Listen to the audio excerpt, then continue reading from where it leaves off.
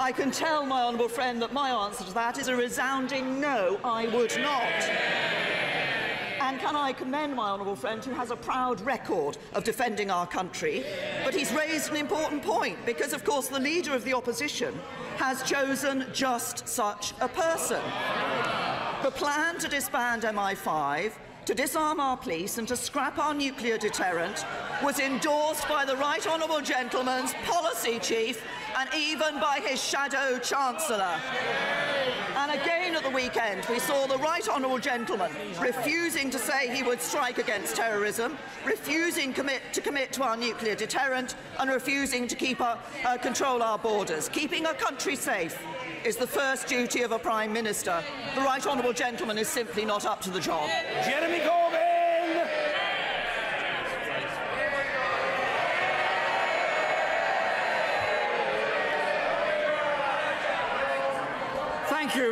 Thank you, Mr. Speaker. This is the last Prime Minister's question time of this Parliament.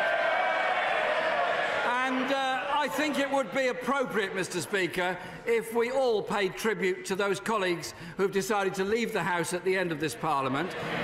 Thank them for their service. Thank them for their service to democracy in this country, and to thank you, Mr. Speaker, for the way you presided over this House and the way in which you've sought to reach out to the wider communities in this country. Mr. Speaker, when I became Leader of the Opposition 18 months ago,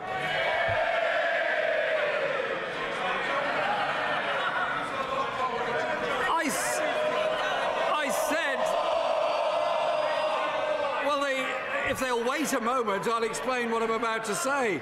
I said I wanted people's voices to be heard in Parliament.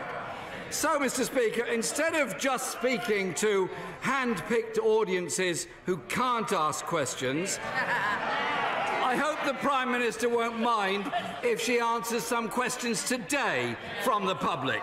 Give it a try. Give it a try. You never know. Prime Minister!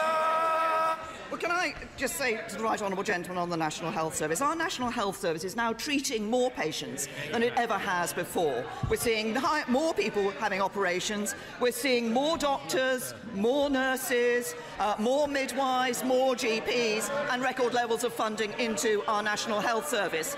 But it's only possible with a strong economy, and that's only possible with a strong and stable government. And of course, over the coming weeks, we are all going to be out there campaigning across the country, as I will be, taking our record in the National Health Service. I did note this week that the Shadow Home Secretary has been campaigning in her own personal way. She has directed her supporters, her followers, to a website, I Like Corbyn But. It says, how will he pay for all this? But I've heard he wants to increase taxes. But I've heard he's a terrorist sympathiser. But his attitudes about defence worry me. They are right to be worried, unable to defend our country, determined to raise tax on ordinary workers, no plan to manage our economy. Even his own supporters know he's not fit to run this country.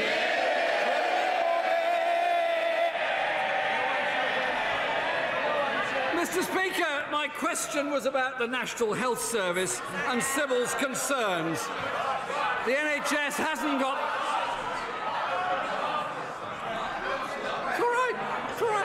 The NHS has not got the money it needs. The Prime Minister knows that. She knows waiting times and waiting lists are up. She knows there's a crisis in almost every A&E department. Maybe she could go to a hospital and allow the staff to ask her a few questions.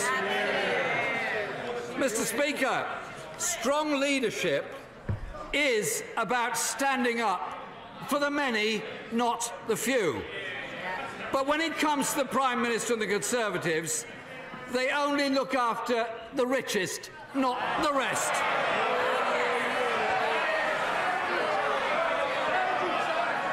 They are strong against the weak and weak against the strong.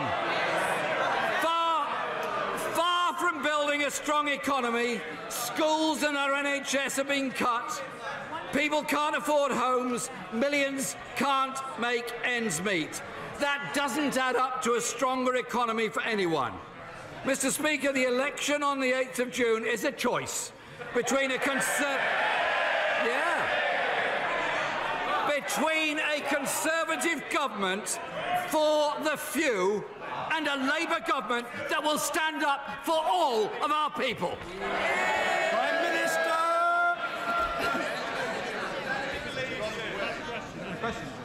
If the right honourable gentleman wants to talk about the NHS, perhaps he should talk about Labour's custodianship of the NHS in Wales. There is somewhere where the NHS has been cut. It's in Wales under the Labour Party. But the right honourable gentleman is right. In something over 6 weeks, we will be back at these dispatch boxes again. And the only question is, where will we be standing? Who will be Prime Minister of this great country? And he says the choice is clear. And the choice is clear. Every vote for him is a vote for a chaotic Brexit. Every vote for me is a vote to strengthen our hand in negotiating the best deal for Britain. Every vote for him is a vote to weaken our economy. Every vote for me is a vote for a strong economy with the benefits felt by everyone across the country. And every vote for him is a vote for a coalition of chaos.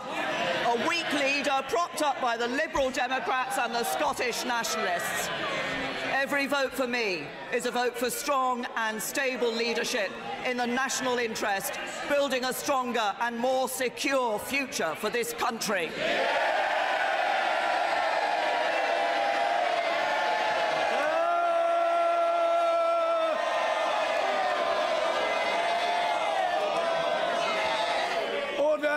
The exchanges between the Prime Minister and the Leader of the Opposition have been unprecedentedly comprehensive.